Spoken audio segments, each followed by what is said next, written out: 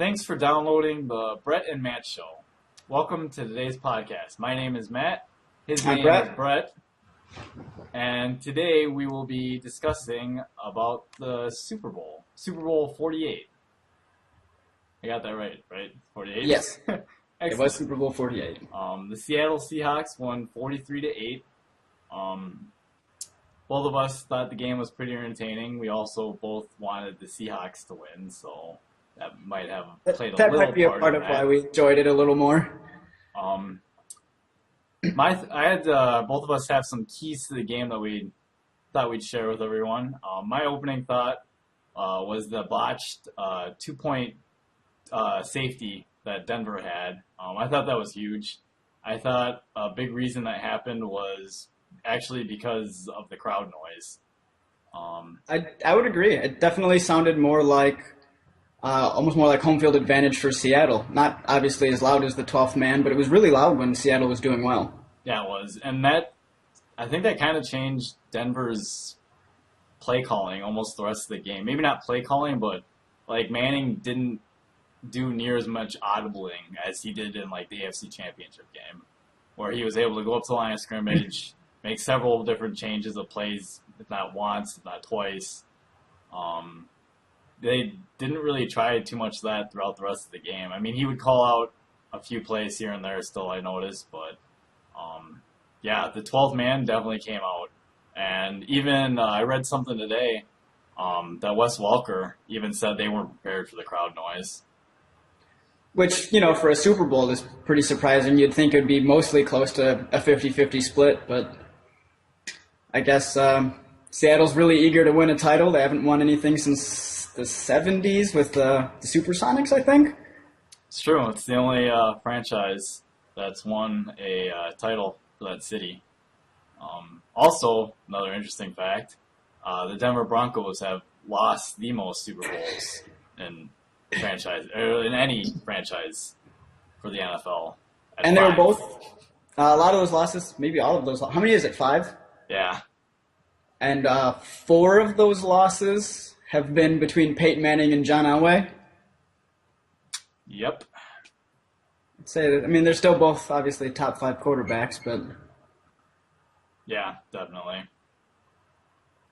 Kind of a shame though to lose that many when you have 2 of the best quarterbacks of all time. Right. So what did you think about the Legion of Boom? Well, they definitely brought it. One of my key points was the play specifically of Cam Chancellor. They ran a lot of those underneath rub routes, and I think on one of the first ones, Cam blew it up and hit Demaryius Thomas pretty good in the chops. Did you hear about that too? No, I didn't. So Demaryius Thomas, I read today, he played the entire game minus they didn't know for sure when it happened. They're thinking it was that hit they took from Cam Chancellor, but he played the whole rest of the game or sometime after that with a separated shoulder. Oh, wow. And still caught a Super Bowl record 13 passes. And Peyton Manning completed a record number of passes in the Super Bowl also, but Yeah, I don't think either one will be celebrating those accomplishments anytime soon or ever. Probably not. Anyways, back to the defense. Yeah, and I saw, if you watched it, I believe it's a cover one robber is what they call it. So one guy plays deep, and then Cam was the guy responsible for roaming the short middle. Right. So when they would run those rub routes, when one of the defensive backs would get rubbed, he could just pick up his slack and just chase the corner or the wide receiver, to the open side of the field. And their tackling obviously was spectacular. They didn't get a lot of the yards after the catch that Denver usually gets, which is, again, obviously surprising. Well, maybe not that surprising. It is the best defense in the league. That's a big part of Denver's offense, too, run after the catch. And like you mentioned, the rub routes. It was amazing to watch Seattle's just team speed. Just everyone just flies to the football the second it's caught, and it was an impressive thing to watch. Not only that were they aggressive, but they were smart with it. You saw that one play where I think it was Welker ran sort of like a deep post, and Chancellor was carrying a guy up the seam, and he saw Welker come, and he just peeled off, and he was able to knock the ball away. It wasn't really a bad play on Welker or Manning's part. It was just Cam Chancellor made a really fucking great play. Yeah, I'm swearing in this podcast. Sounds good to me. Yeah, I mean, it really looked like Denver hadn't seen like that physical of a defense. Really, I don't feel like all year. I mean, they just right off when they went 3-and-out like that. I mean, it was just you could just feel it. Like Seattle was gonna bring it. For sure. And we're obviously talking about the Legion of Boom here, but I mean, we can't forget the pass rush, which was key for I believe 3 of the turnovers. Between Cliff Averill getting a pass rush twice for both interceptions, and then Clemens forcing a fumble. Right. Between pass rush, they stopped the run. Denver couldn't run anywhere. Stopped the pass. I mean, where would you rank this in terms of some of your top defenses? I would put it right up there with probably the '85 Bears, the 2000 Ravens, the Steel Curtain defense. I mean, this was a top-notch defense. I mean, you could look at every single level, like secondary, linebackers, defensive line. I mean, just everyone, and just depth. I mean, there are so many people that they can just send in to rush the passer, and that's the other part I think that played really well in the Seattle's hand is obviously their strength is rushing the passer, and once they got up by so much, all of a sudden Denver really becomes one-dimensional and plays right into their hand. For sure. And again, talking linebackers, the MVP of the game was a season-long backup. Yeah. 7th-round pick. He ends up being MVP. Obviously, Seattle's pass rush is pretty important. Another key to the game that I think we both felt was pretty important was Percy Harving's return. That he played no one really knew what kind of a factor he was going to be coming in, and obviously his impact on special teams and actually on the offense too, I thought was pretty big and something that I'm sure Denver tried their best to prepare for, but in my opinion, I mean, the guy's coming off hip surgery. I think he played like 30 snaps the entire season. So I think it was 33, I believe, was all year. There's not really, there's not really a whole lot of tape on what they're going to do or how they're going to use him. And you could see how unprepared Denver was on those 2 jet sweeps. The first one, Percy was, half a foot out of bounds from just breaking that to the house, and surprised he didn't. Honestly, when he turned that corner, I thought he was housing it, but that guy got just enough of him. Got just enough, got a little angle on it, and got him to go out of bounds. But they ran it again later, and Denver still, even though they tried to prepare, Percy's speed was able to get to the outside and pick up another, I think it was 15 yards on the play. Right. Then later you saw them use it as a play action to Percy, and they handed it to Marshawn up the middle, and honestly one of the only decent runs of the game. It was still only like 7 yards for Marshawn Lynch, but that was, considering how well Denver's defense was playing the run, I think might have been one of his longest runs of the day. Oh, yeah. And it should be mentioned that both Brett and myself are from Wisconsin, so we watch a lot of, obviously, Badger football, and a lot of what Seattle kind of sprinkled in their offense looked a lot like what the Wisconsin Badgers run. Yeah, I mean, it kind of brought you back to Melvin Gordon versus Nebraska, his breakout game in the Big Ten Championship, where he had 9 carries for 216 yards. Right. Which led Bo Pelini afterwards to saying he still knows how to coach defense. It's questionable to say after such a performance by your defense. But yeah, I mean, it works. They didn't run it, obviously, as often as Wisconsin does. But when they did, it was effective, and then they were still able to use it as a distraction piece. People underestimate how strong Percy Harvin is. Like, if you watch any highlights of that guy, he runs through tackles. And for someone built the way he's built, it's pretty impressive. And then you throw on the 4.3 speed, too, and yeah, you can see why Seattle paid him as much money as they did. I'm sure they would like to get a full season out of him next year. Oh, no doubt. They'll need it since I believe, was it 3 of their receivers are free agents this year? Yep. Looks like Golden Tate, please, will be the odd man out. You really Sorry, don't like Golden. that guy. You're hard on him. Sorry, Golden.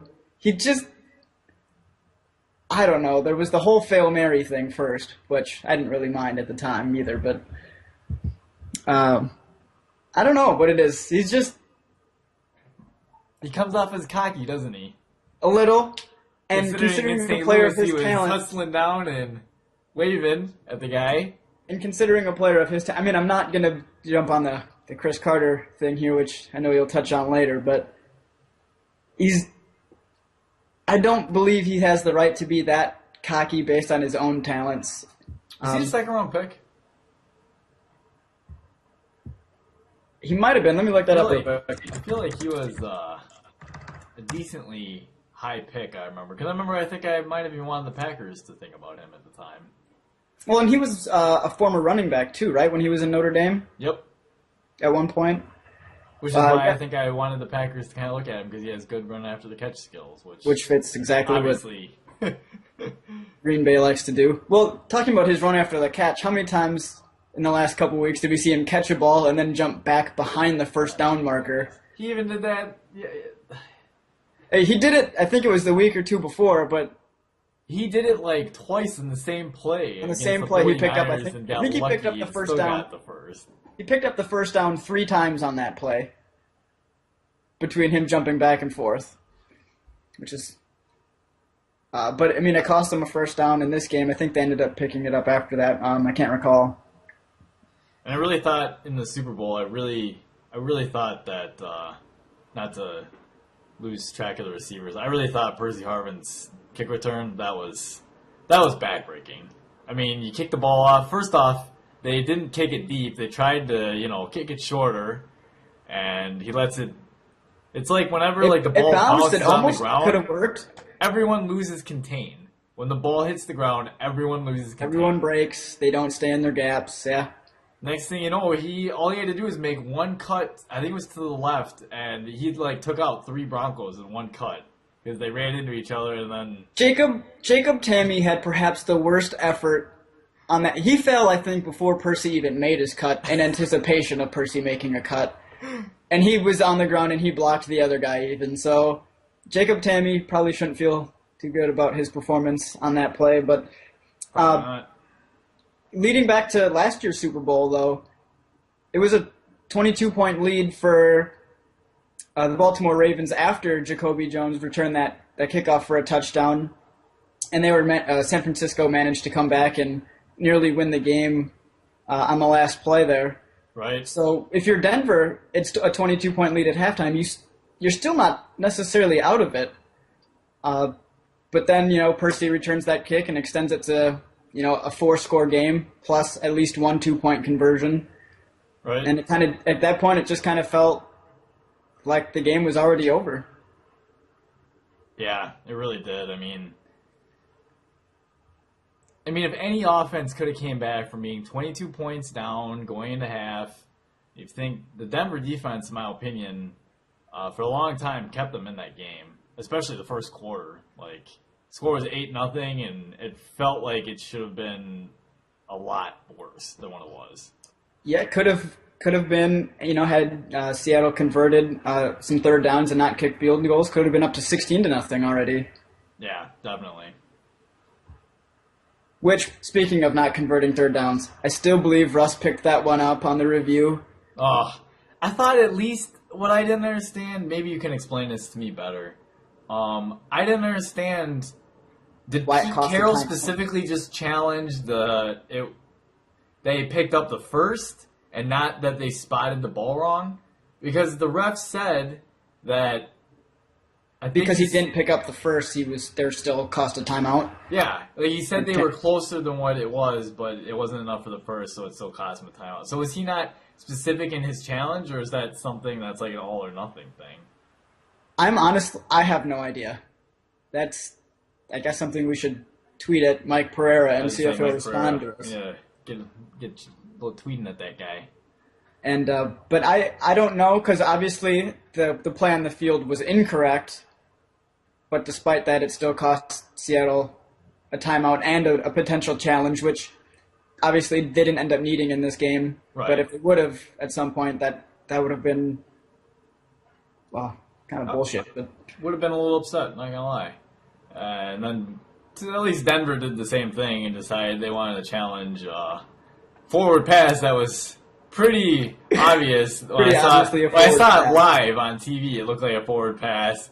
And then the replay, I was like, that's clearly a forward pass. I don't know who told John Fox he should challenge this, but what point in the game were they? At that point they had to try to get the ball back, right? Was that already when it was 29-0? I don't even remember what point in the game that was, but you're right. I mean, they did need to try to get the ball back, I think. I mean, so you had to try. Your offense had a couple good drives, but even on those good drives, I think they ended up turning it over, except for obviously the last play of the third quarter where Denver scored their only points of the game. Right. So you got to try anything, I guess, to try to get the ball back and give your team a chance, and it didn't work out. But it was pretty obviously a forward pass, so it didn't work out for them. So what did you think of Russell Wilson's overall performance? I got to say first, I have a Russell Wilson T-shirt, long sleeve. I wear it. Wore it all 3 playoff games. They won all 3. So I'm going to do that again next year, assuming they make it. I'm superstitious, so hopefully that works out. But, he wasn't statistically not necessarily great, particularly in the first half. And that first throw of the game, he missed the guy in the flat, who probably would have dropped it anyway based on what I've seen of that guy. But, he said, I think after the postgame, or during the postgame show, he said that he was grabbing the logo, so it kind of slipped because it wasn't one of the grippy spots on the ball when he went to throw it. But he settled down. Not statistically not great, but he did what he needed to do. Escaping the pocket, giving guys chances, picking up third downs, either passing or running. And then obviously in the second half, I thought they started throwing it a little bit more, trying to pump up his stats, maybe try to get him the MVP, make it a little more obvious, since up to that point it was pretty difficult to pick, I think, who was going to be the MVP. I still think you could have made a case for Percy or Russell, obviously. Percy, the Malcolm Smith, Cliff Averill, because he had a big hand in 2 of the turnovers. He won't get credit on a stat sheet necessarily for it, but... And I think that's probably obviously what ends up costing someone. If he ends up, getting 2 sacks on those 2 sack fumbles, he's probably player of the game. But yep. I mean, his job there still created turnovers. He had teammates, and I know you mentioned during the game too, when we were tweeting that the pick 6, we were like, why the hell didn't Noshawn Moreno go for the ball? He kind of stood and watched, and I don't know if you've seen a replay of it at all. I have seen a replay. So what do you think? I saw a replay of that. At the eye test, like when you saw it live, it just looked like he stood there. And then when you see the replay, if you think about it, or if you've ever played football before, it's kind of hard to just turn around and just completely change and reaccelerate and go back to the ball when the defender already had a head start going in to jump and pick it. Yeah, and it didn't look good live, but when you saw, at least when I saw the replay from what I saw, it did look like, he tried, he just didn't, because you got to relocate the ball, and the defender obviously sees where it is the entire time, so. Yeah, because I think Manning probably started to throw that before Noshawn turned around, so he might have been expecting it somewhere else. If he was expecting it at all, turns around and doesn't necessarily see it right away. Right. Okay. Makes sense. Of course, it did look bad, and then you saw SEC speed, him not be able to catch up to that linebacker. Though, to be fair, that linebacker did run a 4.46 also, so he's a very fast linebacker. So I don't think any running back on Denver would have caught up to him.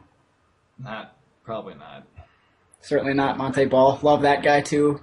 Obviously, go Wisconsin, but he's not catching up to guys that run 4.4s. So nope, probably not. Yeah, I don't know. Overall, it was a pretty lopsided Super Bowl. It goes to, I think, holding the highest scoring team in the history of football to the lowest amount of points ever allowed in the Super Bowl, I think. And a 35-point victory, that's probably just about as dominating as anyone could have expected. I don't think anyone expected it. It's Probably not. kind of shocking. I mean, like I said, we both were rooting for Seattle, so we didn't mind it. Though we wouldn't have minded a closer game. Get the heartbeat pumping a little bit more, get that anxiety up. To be honest, this was like the second to last thing I wanted. I wanted the Seahawks to win, but I really wanted a good football game, and unfortunately, it wasn't even close. On the same note, I think if the Broncos would have won against the 49ers instead, I think it would have been maybe not 40-some, but I think it would have still been a significant win for the 49ers. Yeah, I just think the Broncos just got outplayed physically on offense against defense. The Broncos' defense came to play. Certainly did, and had it been a San Francisco game, they obviously would have smacked them right in the mouth too. Their pass rush is perhaps even better, more dynamic, since it can come from different places out of that 3-4. Aldon Smith's probably top 5 at least rusher in the league when he's not suspended. That might have been a more competitive game now when I think about it. Might have been. Well, yeah. The 49ers don't have the secondary that the Seahawks do. Although Whitner could... I mean, he's probably not as good as Cam. I'm sure you'd rather have Cam Chancellor, but if you're talking about someone that has the same job as an old school box safety. He's an enforcer. He'll hit you in the mouth, and he won't care if he gets fined. Yep. And the guy changed his name to Hittner, right? So he did. Though I didn't see that on any jerseys. So is that an official thing that he did? Does he have to wait till next year to get that on his jersey? I'm not sure. I would like to see him in green and gold, but that's for another time. For another time. Speaking of green and gold, I just gotta throw this. I know this has nothing to do with the Super Bowl. I don't care. Did you see Nick Collins tweeted? I didn't. What did he say? For anyone that doesn't know, Nick Collins is the free safety who played for the Packers a few years ago and sustained a neck injury that essentially ended his career. Up until this point, he didn't want to play football, and he tweeted out, actually I think it might have been today, that he wants to come back and play football. So if he can get medically cleared, he wants to play. Dear God, let Green Bay sign him. We really need a safety. We could sign him and move Burnett back to strong safety, let Collins be a free safety, and then we don't have to spend a first-round pick on a safety. Instead, we could spend it on an inside linebacker. Inside linebacker, or another pass rush. But I'm sure we'll discuss that at a later date in more depth on what we'd like to see Green Bay do in the free agency and in draft. Don't even know why I mentioned free agency, but it's worth a shot. We can always pray, Matt. Maybe we'll pick up another Charles Woodson type player someday. We can. So with that said, there's a little section we're going to do here in every one of these podcasts for our funny sports moment of the week. And this week, that award goes to our good old friend Chris Carter, who is also nicknamed CC. Apparently, he said some rather unpleasant things regarding the Seattle Seahawks receivers, referring to them as just average and appetizers and stuff of that nature. And so Doug Baldwin went off a little bit and said, quote, "That dude who said that we were appetizers, he told me to Google him, and I Googled him, but I didn't see any Super Bowl appearances. I also saw 2 losses in conference championships. I have a Super Bowl ring, and I would gladly show that to him. And if he doesn't have time to come see it, tell him he can Google it." Unquote. It's a pretty good shot. I mean, Chris Carter is a Hall of Famer, but he doesn't have that Super Bowl ring that Doug Baldwin has or any of the receivers for Seattle have now, and that's something that for as long as he lives and as long as they live, they'll be able to just, he might say, "Hey, I got a gold jacket," but they'll be able to hold up that ring, which is what I think everyone plays for more than being a Hall of Famer, but being, a champion, and that's something they can say that Chris Carter's never been able to accomplish himself. I don't know this for a fact, but I'd be willing to bet that a lot of like the Hall of Fame guys, would you? Well, I think they've had this discussion. Would you trade in a Hall of Fame career to win a Super Bowl ring?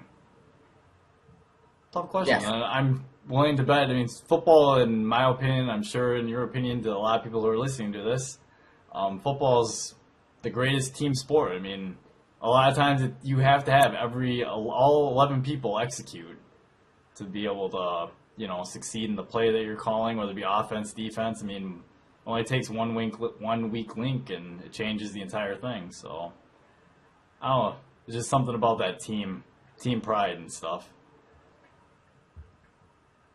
And awkward space. Awkward space. Something that we haven't really discussed yet is Peyton Manning. Oh, you're right. We can't close out this podcast without talking about the legend that is Peyton Manning. Yeah, that's a great point, Brett. I think people are a little bit unfair when it comes to grading him. I mean, regardless, like, how many people can you name that you've actually gotten to watch play football at the kind of level that he's played and sustained for so many years? I mean, I know the Super Bowl loss looks ugly, but it shouldn't obviously make or break his career, I don't think. But what are your thoughts? I'm actually going to go ahead and agree with you on that. It's impossible really to say who is the best quarterback of all time. You'll get a lot of the guys that say Joe Montana, and they'll have a million arguments as to why, and they'll be right. But as long as you're in that category, as long as someone's going, to be able to put you in there and have a legitimate argument. Right. As long as you're in the conversation. I'd say you've done a pretty fan-fucking-tastic job, and you don't really have anything. And he's not. He clearly said so. Embarrassed about it. He's not. It wasn't a great performance, but and the whole big game choking thing that the guy's been to 3 Super Bowls, right? I mean, you would assume the AFC Championship games count as big games. He's won 3, won a Super Bowl. And when it comes to the playoffs, you're playing presumably the best teams. Their games are going to be a little more competitive. You don't get, in the regular season, you'll get some games against bottom-tier teams, which are going to not only help stats, but help, your overall win-loss. But when it comes to playoffs, you're playing the best teams, and this year I think his playoff record against teams with an above 500 record or against playoff teams, it was 500. So if you look at it like that in the regular season, he did better in the playoffs than he did in the regular season by winning 2 games and losing 1, than is a better percentage than he did in the regular season. I don't think there's anything to be ashamed of in that. He did. Yeah, I mean, I still think he's, obviously first ballot Hall of Famer, no question. His playoff record, actually, I'm pretty sure I saw something that it's pretty close to what Brett Favre's was, actually. Brett Favre. Pretty sure it's very close now. If not, maybe even a game worse. But don't quote me on that. I just know they're really close in terms of their numbers for a win-loss percentage. Looking at it here, I don't know what... It was funny, though. I saw the other day, people always say how Tom Brady hasn't won a Super Bowl since Spygate. Apparently neither is Peyton Manning. It's totally irrelevant, but it's just kind of funny. It's true. Speaking of interesting stats, could you believe that going into Super Bowl week, I saw this thing. The AFC has had like 4 quarterbacks or something like represent it over the last like 10 years or something. Brady, Yep. Roethlisberger, Yep. Flacco, and Manning. Yep. That's it. Yeah, you're not missing any. Yep, that's it. Right? Okay, so then if you're going to talk about legacy, to be one of only 4 guys in the last, 15 or 10 years, whatever it's been, from your... Where is that noise coming from? That's probably my computer. I mean, that's a pretty spectacular accomplishment in and of itself. I've seen arguments that, being a top 5 pick quarterback, you should expect championships and anything other is a failure.